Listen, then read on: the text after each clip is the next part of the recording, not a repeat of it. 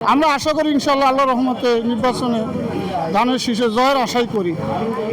যে আমাদের যেখানে আমরা ভোট চাইতে যাই সবার মুখে একই শুনি যে আমরা প্রায় 16-17 বছর যাবৎ ভোট দিতে পারি নাই।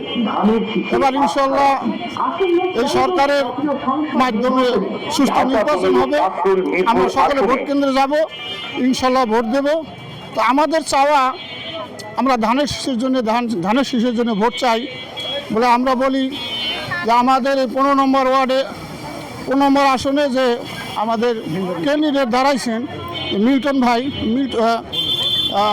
মিল্টন ভাইয়ের জন্য চাই যে ওনার কথা এবং চলা, উনি যে আশ্বাস দিয়েছে এলাকার মানুষকে যে এলাকায় কোনো সন্ত্রাসমুক্ত হবে ইনশাআল্লাহ, আর সমস্ত বেকার ছেলেদেরকে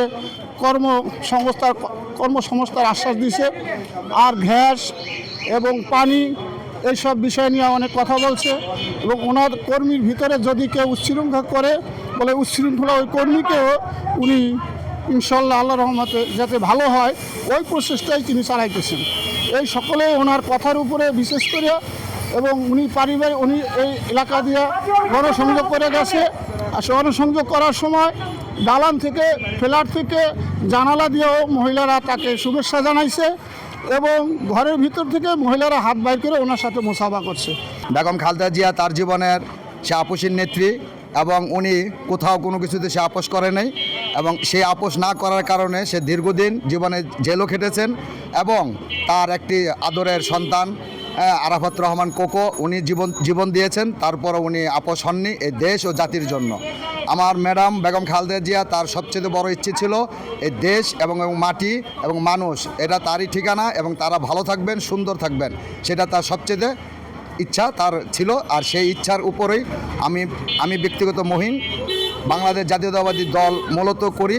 জিয়াউর রহমানকে দেখেছি, এতটা বুঝি নাই, কিন্তু বেগম খালেদা জিয়াকে সম্পূর্ণটা দেখেছি এবং তাকে শুনেছি, বুঝেছি, তারপরেই আমরা এই দলে সম্পৃক্ত হয়েছি। এবং ইনশাআল্লাহ আমরা এই 15 আসনে আমরা শফিকুল ইসলাম খান মিল্টন ভাই আমরা বিএনপির পক্ষ থেকে সবাই চেষ্টা করব এবং বিপুলভাবে চেষ্টা করব যেন উনি পরিপূর্ণভাবে সম্পূর্ণ বিপুল ভোটে সে ধানের শীষ নিয়ে জয় হবেন ইনশাআল্লাহ। আপনারা সবাই দোয়া করবেন, আমরা সেই আশাই রাখছি।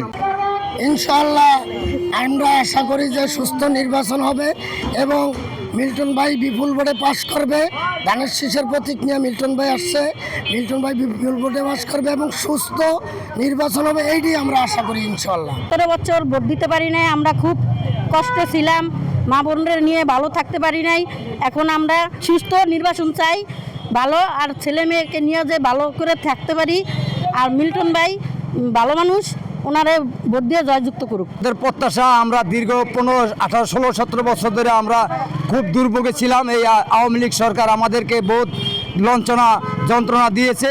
আমরা 15-16 বছর ধরে ভোট দিতে পারি নাই, এখন তরুণ সমাজ হিসাবে আমরা মুরব্বী হিসাবে আমরা বেছে নিয়েছি তারেক রহমানকে।